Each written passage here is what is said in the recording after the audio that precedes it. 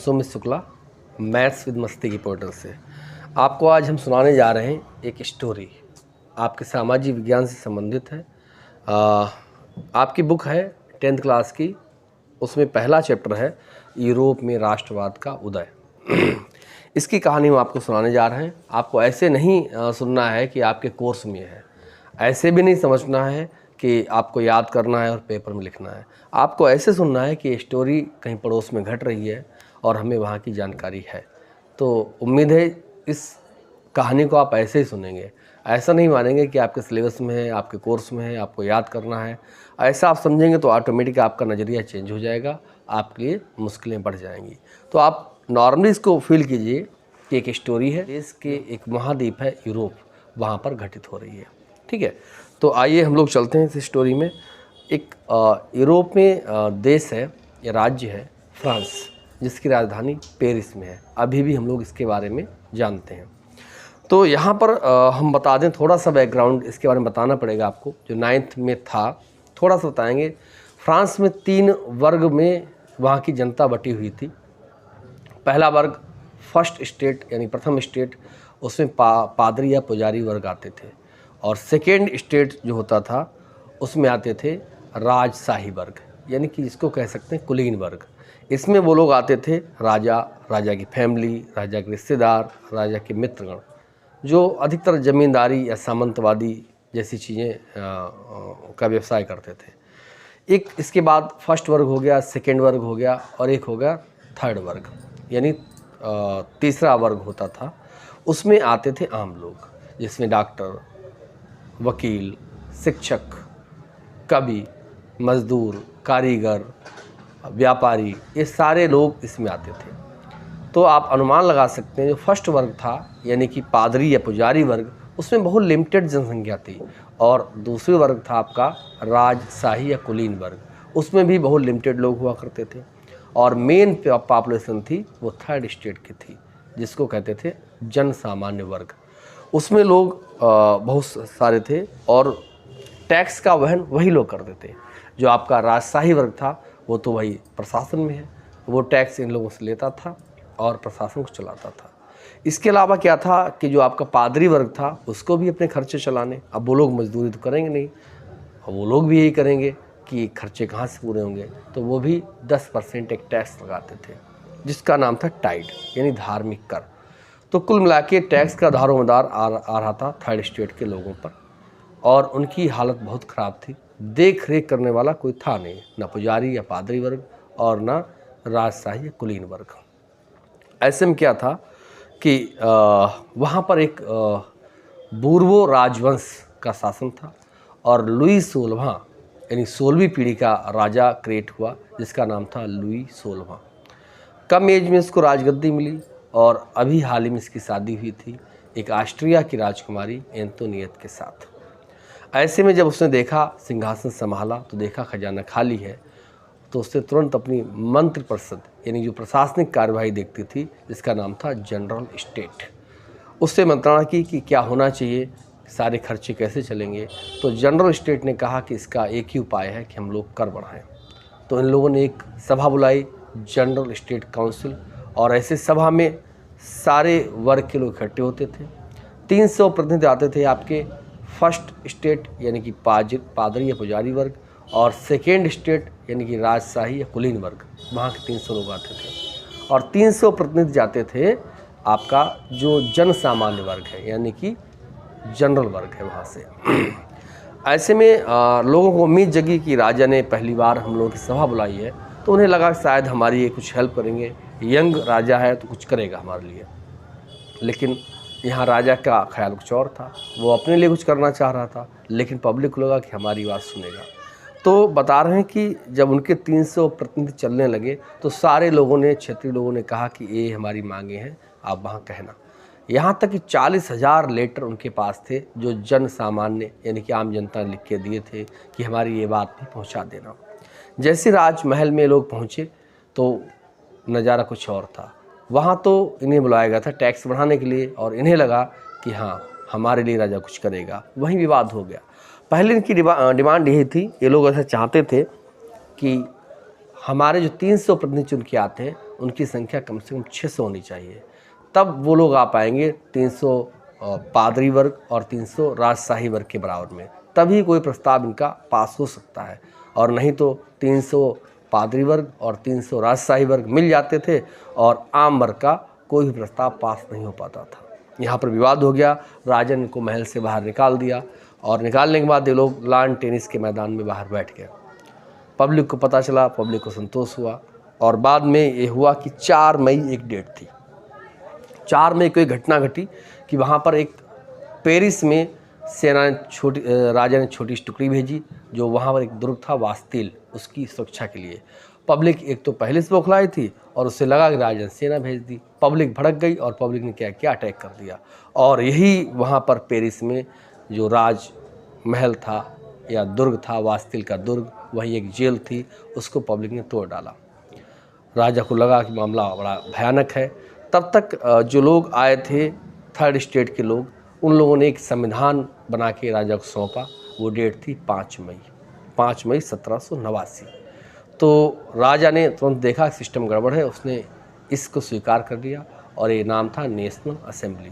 तो अब थोड़ा सा हम फ्रंट पे आ रहे हैं। अभी तक सब बैकग्राउंड चल रहा था कि वहाँ की लोकेशन क्या थी, वर्तमान स्थिति क्या थी और क्या घटना घटी। तो एक डेट आप याद रखेंगे, 5 मई 1789 फ्रांस की पहली क्रांति मानी जाती है। यहीं से वास्तिल के दुर्ग का टूटना, लुई 16वां का पद से अपदस्थ होना और नेशनल असेंबली के अकॉर्डिंग राजा को चलना था। लेकिन चीज़ें यहीं पर ख़त्म नहीं हुई, क्योंकि कुछ लोग राजतंत्र के बहुत खिलाफ थे और वो लोग राजा के खिलाफ स्वयं से भी संगठन बना चुके थे। कई क्लब, कई ग्रुप चल रहे थे और ऐसे में एक था जैकोबिन क्लब। ये बहुत ज़्यादा खूंखार था और इसने क्या किया, इसने राजा को पकड़ के मार दिया। हालांकि पब्लिक की सिंपैथी राजा के साथ हो चुकी थी कि उन्हें लगा राजा कैसा भी था, सही था, उसने बातें हमारी मान ली थी, तो उसे मारने की क्या ज़रूरत थी। लेकिन ये लोग चाहते थे सत्ता हथियाना, जैकोबिन क्लब के लोग। इसका जो हेड था रोबोस्पियर। रात में पता चला, उसने पब्लिक को आश्वस्त किया कि राजकुमारी का हम कुछ भी लॉस नहीं पहुंचाएंगे, क्योंकि राजकुमारी अभी बाहर से आई हुई थी, उसका कोई दोष भी नहीं था। लेकिन जैकोबिन क्लब को लगा कि पब्लिक की सहानुभूति इनके साथ बढ़ रही है, इन्हें ख़त्म किया जाना चाहिए। और उसी रात जैकोबिन ने जो राजकुमारी एंटोनियत, इसको ख़त्म कर दिया और जो लोग थे राजा के, उनको भी साइलेंट डेथ की सज़ा दे दी। खैर, अब यहाँ से ख़त्म हो गया बोर्बो राजवंश और अब आ गई सत्ता पर जैकोबिन, जो कि नेशनल असेंबली को होल्ड कर रही थी। अब यहाँ से सिस्टम ये बदला कि इन लोगों ने कई सारे बदलाव भी किए, है ना।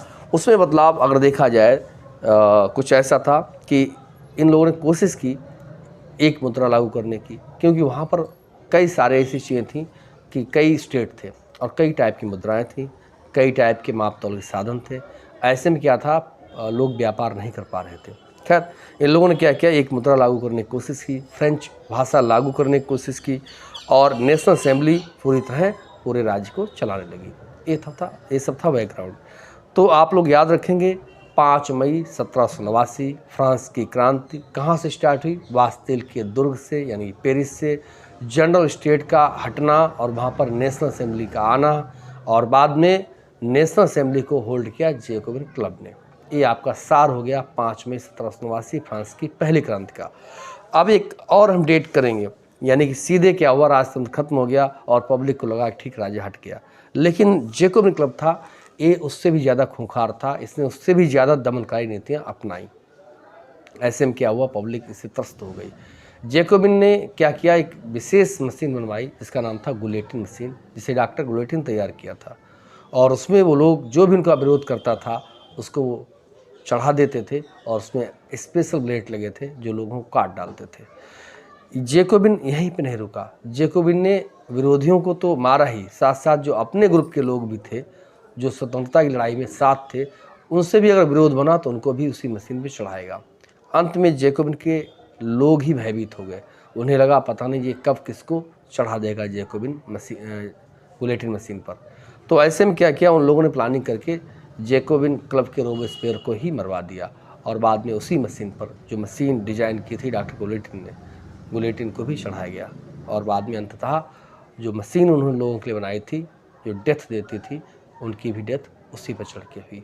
उन्हें नहीं पता होगा कि जिस मशीन को बना रहे हैं कभी वो उनके लिए ही तैयार हो रही है। खैर, यहाँ पर क्लोज होता है चैप्टर 5 मई 1789, फ्रांस का, पेरिस का, बास्तिल के दुर्ग के ढहने के साथ, बोर्बो राजवंश के समाप्ति के बाद, और जैकोबिन क्लब सत्ता में आता है और नेशनल असेंबली को मैनेज करता है।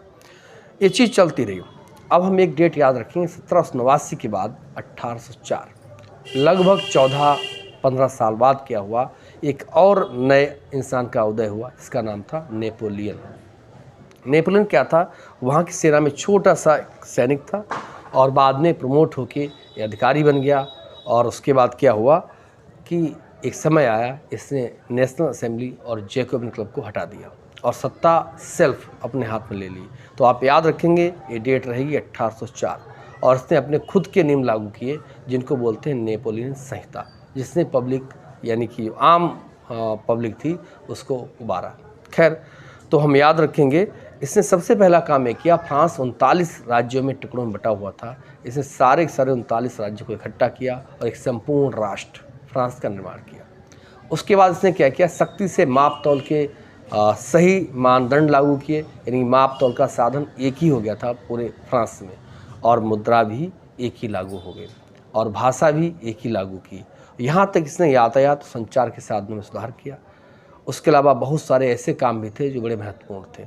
उसमें एक था जन्म से संबंधित विशेष अधिकार समाप्त करना। यानी अभी तक क्या था, जो कुलीन वर्ग में पैदा होता था वो इंसान, जाहिर सी बात है, कोई मजदूरी या नौकरी नहीं करता था, वो ऑटोमेटिक कई गांव, कई शहरों का मालिक होता था, यानी वो सामंत होता था, जागीरदार होता था। और उस पर जो लोग खेती करते थे वो भूदास हुआ करते थे, वो हमेशा उस भूमि के, उस टुकड़े के नौकर हुआ करते थे। खैर, इसे जन्म सिद्ध विशेष अधिकार समाप्त कर दिए, इन कुलीन वर्ग की जो विशेष सत्ता थी उसको हटा दिया, और जो भूदास थे उनको भी आज़ाद कर दिया गया, और जो किसान जिस पर खेती कर रहे थे उसे उस खेत का स्वामी बना दिया गया। यानी भू स्वामित्व का अधिकार किसानों को मिल चुका था, भूदास प्रथा बंद हो चुकी थी, सामंतवादी प्रथा बंद हो चुकी थी, जन्म से विशेष अधिकार जो होते हैं वो भी समाप्त हो चुके थे। और ऐसे में जो आम जनता थी उन्हें लगा कि वाकई अब जो है स्वतंत्रता हमने देखी है, उन लोगों को जीवन मिल गया। खैर, ये सब चलता रहा, और जो आपका थर्ड स्टेट के लोग थे, जो आम वर्ग थे, उन्होंने खूब अच्छे से व्यापार किया, खूब तरक्की की, खूब शिक्षा हासिल की, और वो आज संपन्न हो गए। इसी थर्ड स्टेट के संपन्न वर्ग को ही कहा जाता है उदारवादी वर्ग, जो मध्यम वर्ग भी कहा जाता है। और क्योंकि अब कुलीन वर्ग तो समाप्त हो चुका था, अब यही उभरा था जो था मध्यम वर्ग। खैर, सब कुछ सही चलता रहा, और ये सारी हवा फ्रांस में नहीं रही, फ्रांस के बाद पूरे यूरोप में फैल गई। जैसा कि ऑस्ट्रिया का चांसलर मैटरनिक हमेशा बोलता था कि फ्रांस को जब जब छींक आती है तो पूरे यूरोप में सर्दी जुकाम फैल जाता था। यानी जो चीज़ फ्रांस में घटी वो पड़ोसी देशों में भी गई। वहाँ के लोग चर्चाएं करते थे, कहानियाँ सुनाते थे कि वहाँ ऐसा हो रहा है। बस यही हुआ, नेपोलियन को मौका मिला, फ्रांस की सेनाएं पड़ोसी देशों में भी गईं और वहाँ की पब्लिक ने स्वागत किया, जैसे कि वो आपको फ्रीडम देने आए हैं। और बाद में वहाँ भी सत्ताएं चेंज हो गई हैं, पूरा फ्रांस की चीज़ें बाहर पहुँच चुकी थीं और यूरोप में नेपोलियन का दबदबा हो गया, पूरा सिस्टम चेंज हो गया था। यानी जो कुलीन वर्ग, राजशाही वर्ग हर जगह समाप्त हो रहा था और ये मध्यम उदारवादी वर्ग उठ रहा था। खैर, बहुत समय तक चीज़ें स्थायी नहीं रहती हैं, पब्लिक का मूड चेंज होता रहता है ना। मीठा के बाद खट्टा, खट्टा के बाद मीठा, यही चीज़ें यहाँ भी लागू हुई। हुआ क्या कि कुछ समय बाद यही लोग असंतुष्ट हो गए। कौन से? मध्यम उदारवादी वर्ग। इन्हें लगा कि हमारे पास सुविधाएं हैं, सत्ता है, साधन है, लेकिन जो सत्ता में भागीदारी है वो नहीं है। यानी कि राजनीतिक स्वतंत्रता इन्हें लगा कि हमारी समाप्त हो गई है, तो इसलिए असंतुष्ट थे। ये राजनीतिक स्वतंत्रता में भागीदारी चाहते थे। इसके अलावा बढ़े हुए कर भी नेपोलियन के खिलाफ असंतोष के कारण बने, क्योंकि बहुत सारी मात्रा में सेना चाहिए थी, बारूद चाहिए थी बाकी के यूरोप को जीतने के लिए। तो ऐसे में क्या है, कर बढ़ाने पड़े। तो बढ़ा हुआ कर भी एक कारण रहा नेपोलियन के पतन का। दूसरा कारण ये भी रहा कि इसने क्या किया, सेना को बढ़ाने के लिए जबरन युवकों की सेना में भर्ती की। ये भी एक असंतोष का कारण रहा, यानी नेपोलियन के पतन का कारण रहा। उसके बाद इसने क्या किया, जाहिर सी बात है कि जो सेंसरशिप यानी कि जो पत्रिकाएं या समाचार पत्र छपते थे उन पर भी प्रतिबंध लगा दिए थे। उससे भी ये लोग नाराज़ थे। नतीजा ये हुआ, यूरोप के कई देश मिले और अंत में नेपोलियन को हारना पड़ा।